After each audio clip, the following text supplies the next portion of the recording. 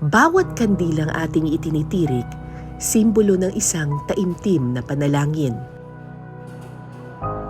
Umaasang mabibigyang katuparan ng lahat ng pangangailangan at hiling natin sa buhay. Pero para sa ilan nating kababayan, bawat patak ng mga kandilang ito, pag-asa at panibagong buhay ang bigay. At kung minsan, ilang mapait na alaala.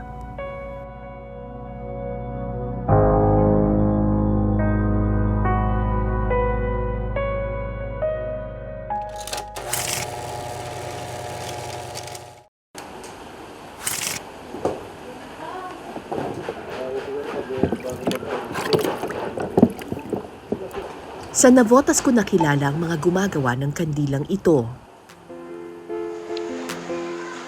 Nasubukan nyo na bang magtirik ng kandila sa loob ng simbahan? Kung akala ninyo yung mga pinagtuluan ng mga kandila ay tinatapon na lamang, hindi po. Actually, ito pong grupo na ito, yung silingan, ang ginagawa nila, kada Sabado, iniipon nila yung mga pinagtuluan ng kandila. Tapos ito lahat ay niluluto nila at tinutunaw muli para maging panibagong kandila. So ito yung natunaw na ng mga kandila. Ilalagay nila ito dito sa mga molde. Ayan, yan ang ginagawa ni Kuya. Pag na-molde na yung kandila, ilalagay nila dito, palalamigin nila, magiging ganito na siya.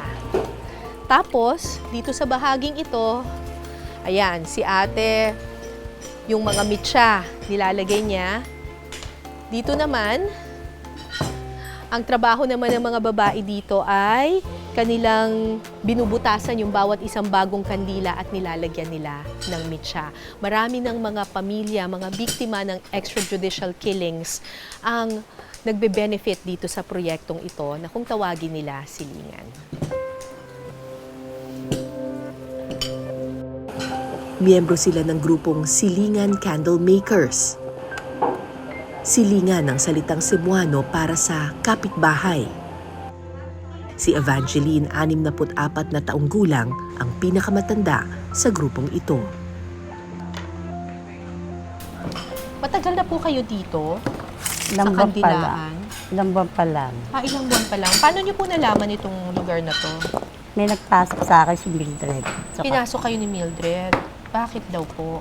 Kasi nagsabi po ako sa kanya na pag kailangan ng tao, pasok na ako kasi wala naman ako ibang mapapasukan talaga trabaho kundi dito. Pero dati po, ano pong work? Sa bahay lang po. Sa bahay lang. Dati hindi kayo nagtatrabaho? Hindi po. Ba't bigla po kayo nagdesisyon na kailangan nyo na pong magtrabaho? Kailangan na po kasi kampanya, wala na rin yung nagbibigay sa akin.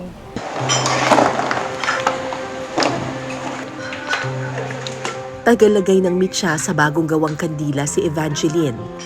Nagsisimula ang kanyang araw sa kandilaan alas 7 ng umaga at natatapos ng alas 8 ng gabi. Kada araw kumikita sila ng 500 hanggang 1,000 piso, depende sa dami ng magagawa nilang kandila sa araw na iyon. Malaking tulong ang Silingan Candle Makers para sa mga tulad ni Evangeline na dahil sa edad, walang mahanap na pagkakakitaan. Sino po ba nagbibigay sa Yung inyo? anak ko po dati, yan si Jerry po. Yung namatay, si Jerry po. Jerry. Opo. sinusuportahan kayo dati ng anak niyo si Opo, kasi Jerry. nagtatrabaho po sa construction nung araw. O tapos, ano nangyari? Kasi po binatay siya. Siya lang po talaga nagbibigay sa akin ng pera. Sinong pumatay kay Jerry? Hindi ko nga po alam kasi po mga nakamas pa silang lahat. Ang tinutukoy na anak ni Evangeline, binaril ng mga di kilalang lalaki noong 2018 sa kasagsagan ng Oplan Tukhang. Isa siya sa mga biktima ng extrajudicial killings noong panahon ng Administrasyong Duterte. Wala kayong kinasuhan? Kasi gusto namin magdemanda. Wala naman kaming paon di demanda dahil hindi namin kilala kung sino pumatay. Pinagdudus ko na lang po yun. Pinagdadasal ko po yun kung sino man yun. Bahala na yung Panginoon sa kanila. Kasi totoo lang, kung ano mang kasalanan, dapat may batas tayo. Sana kinulong na lang, di ba? Nito lamang February 2024 nagsimula ang Silingan Candle Makers. Layunin nitong tulungan ng mga kaanak ng mga nabiktima ng extrajudicial killings o EJK sa drug war ng nakaraang administrasyon. May nagsabi sa Bisaya daw, sa Cebuano, ang silingan ay kapitbahay. So doon talaga siya nagsimula sa kanila mismo. Kung ano yung nawala, and at the same time, anong gustong ibalik. Through sa kwentuhan, tungkol sa buhay, ay makabalik uli yung nawalang kapitbahay, yung pakikidalamahati, pakikiisa, pakikiramay, parang maaaring tumayo dun sa nangyari para maibalik yung nawala sa kanila. Pero bukod sa tulong pangkabuhayan, nakahanap din ng liwanag sa gitna ng dilim ang bawat isang miyembro rito. Nagkaroon sila ng karamay sa kanilang iisang pinagdaraanan. Dito po, lahat po kayo may ganong karanasan niyo po. Ano pong naging epekto po sa inyo nitong pagsali niyo po dito sa paggawa ng mga kandila? Ito po, nalilibang ako medyo po na bagasano. Kundi nga po kay brother Jude, wala po kami rito. Buti na nagkaroon kami ng hanap buhay kahit papaano. Kasi totoo lang po, 64 na ako, wala ka na makukuha iba pang trabaho. Kaya may edad na. Buti dito kay brother Jude, kahit wala nang ano-ano, wala nang hinahanap na pa. Requirements. Pero pag nandito nga kayo, pinag-uusapan niyo ba yung karanasan ninyo dati?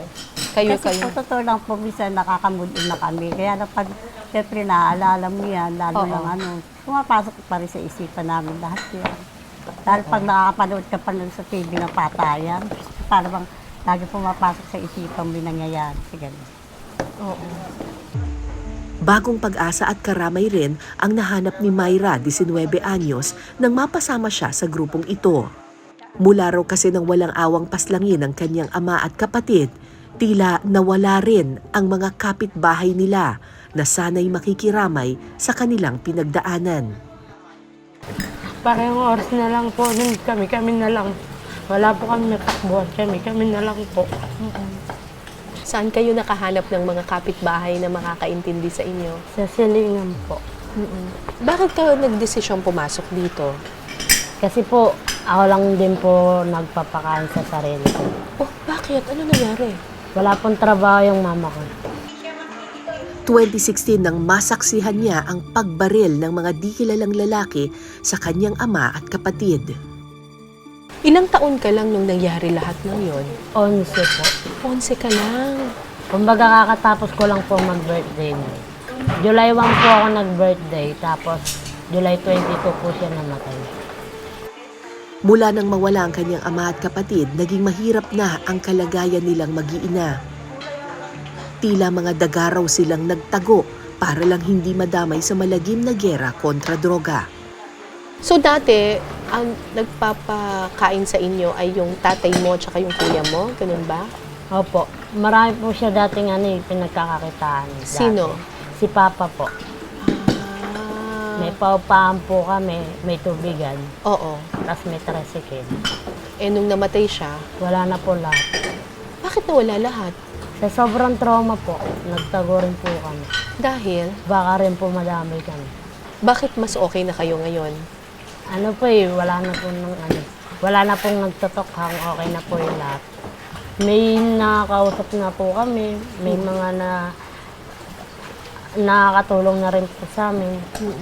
Dati po kasi wala eh. Ilan lamang sina Evangeline at Mayra sa mga naulila dulot ng war on drugs ng Duterte administration. Mahigit 6,000 ang namatay sa di umano'y official drug war ng dagdaang administrasyon. Sa datos na inilabas ng PNP noong 2018, mahigit 23,000 ang naitalang homicide under investigation.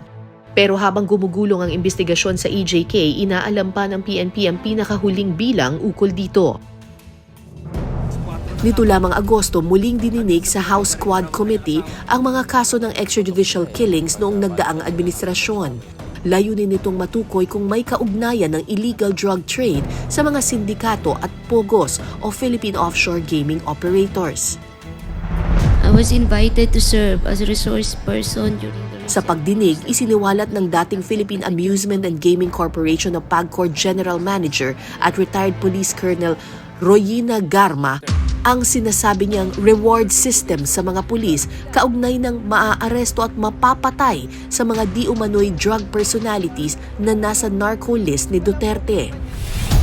Sa mga pagdinig ng Senado at Kongreso, inako ni Duterte ang responsibilidad sa mga ginawa ng PNP noong administrasyon niya. Drug problem in this country, akin yun. Akin yun. Ako ang nagbigay ng order kasi ginawa nila illegal or legal, akin yun.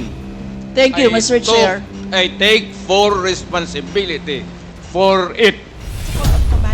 Samantala, nakatutok din ang Philippine National Police sa magiging resulta ng pagdinig ng Quadcom at ng Senate Blue Ribbon Committee. Nagsasagawa na rin daw sila ng imbestigasyon kaugnay sa naturang reward system na nabanggit sa pagdinig.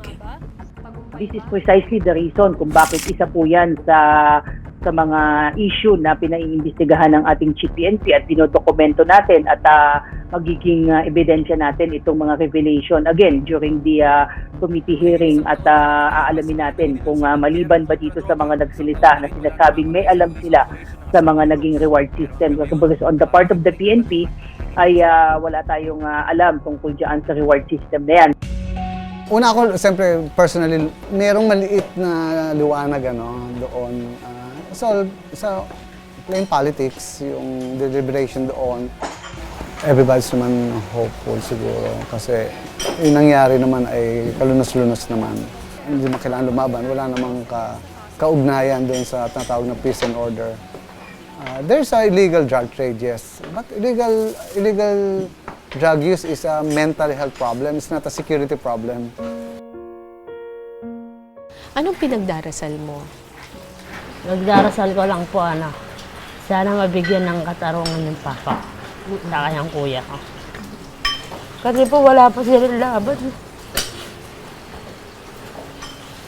Yung nawala po yun,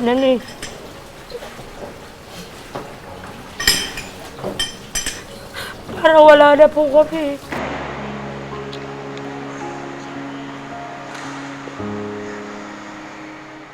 Nagdadasal ko na lang po sa araw-araw. Mahuli na yung mabigyan ng katarungan yung anak ko.